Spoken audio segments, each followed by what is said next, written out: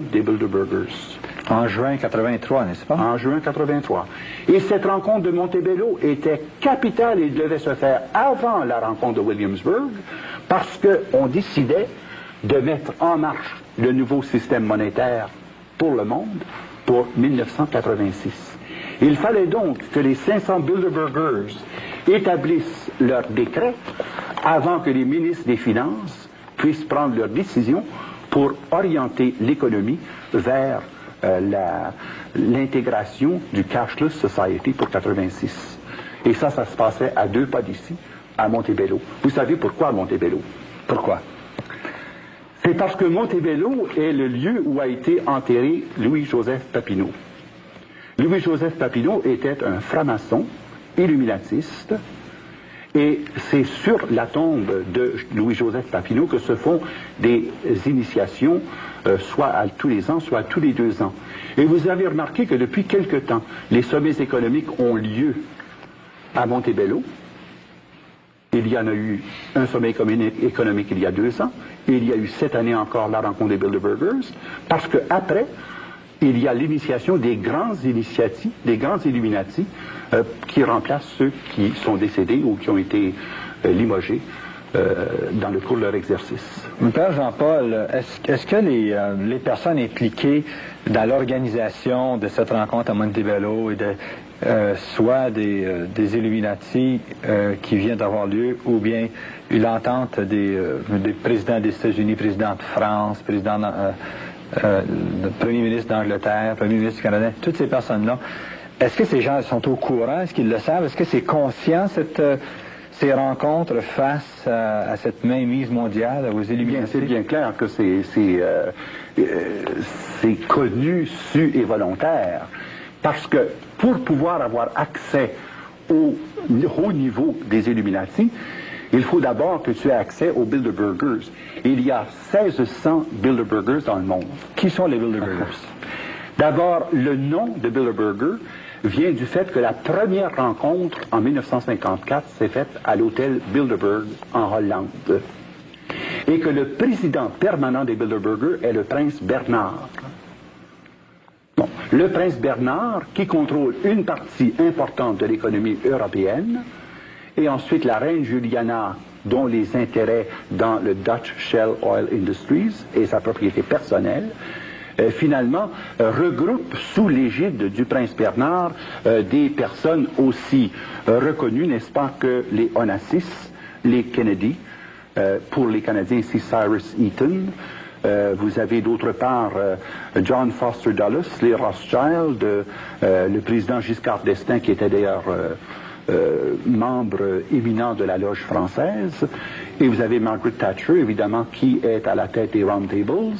Vous avez également Henry Kissinger, Robert McNamara, les Warburg, qui contrôlent toute la partie de l'économie concernant l'Autriche, la Hongrie et la Tchécoslovaquie, ainsi que l'économie de l'Allemagne.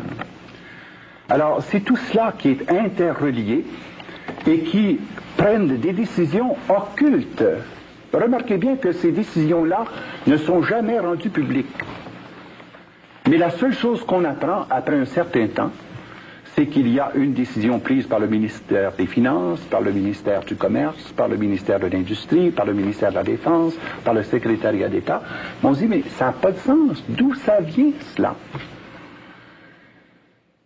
La source par laquelle les Illuminati s'insèrent dans les gouvernements nationaux, c'est quand un pays, dans une situation économique, emprunte des sommes colossales, dont ils ne peuvent pas payer les intérêts, encore moins le capital, et qu'alors, au lieu de mettre un pays en déficit, eh bien, on le met en situation de négocier tel ou tel pouvoir.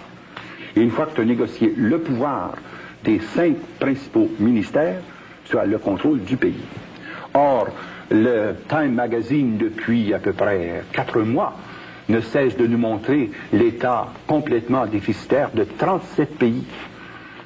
Et on oublie souvent que le nom du Canada apparaît dans cette liste, parce que le Canada n'a pas seulement un déficit de 30 milliards, Ça, c'est le chiffre officiel qui nous est donné.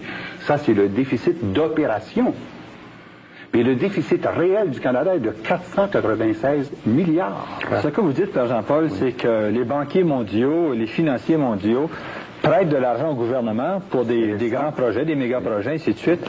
Et ensuite, les gouvernements ne peuvent repayer ses intérêts, ne peuvent repayer ses capitaux. Oui. Ils sont donc obligés de donner autre chose aux banquiers mondiaux en échange. Et ce qu'ils leur donnent, c'est la mainmise sur certains pouvoirs. Ça, c'est sur le plan économique. Mais la même chose est vraie sur les autres plans, sur le plan politico-militaire, sur le plan religieux et sur le plan socio-culturel.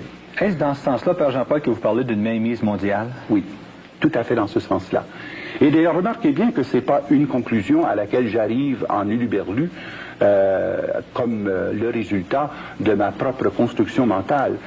C'est déjà depuis longtemps à l'étude, et le Canadien qui a le plus contribué à cette étude est William Guy Carr, dont les 2 volumes sont extrêmement importants, Pawns in the Game et Red Fog over America.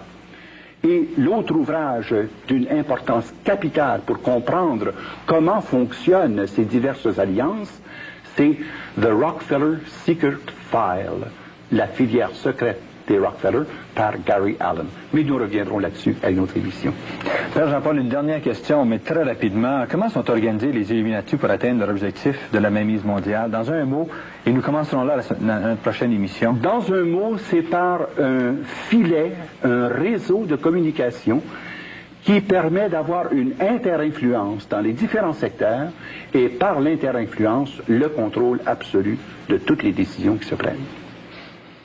Et voilà, chers amis, une première émission dans une série qui veut examiner toute cette question de la mainmise mondiale, d'une conspiration universelle, d'un complot mondial, la franc-maçonnerie, les capitalistes, les communistes en ligue. Si vous voulez, vous pouvez nous écrire pour avoir plus de renseignements, nous donner vos opinions. Revenez la semaine prochaine, même heure, même poste.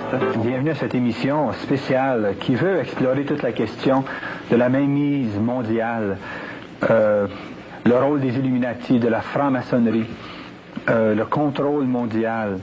Et nous avons avec nous pour explorer cette question, pour apporter des débuts de réponse, le Père Jean-Paul Régimbald, qui a étudié la chose assez longuement. Père Jean-Paul, bienvenue parmi nous encore. Bonsoir. Père Jean-Paul, en faisant rapidement un tour d'horizon pour les téléspectateurs qui seraient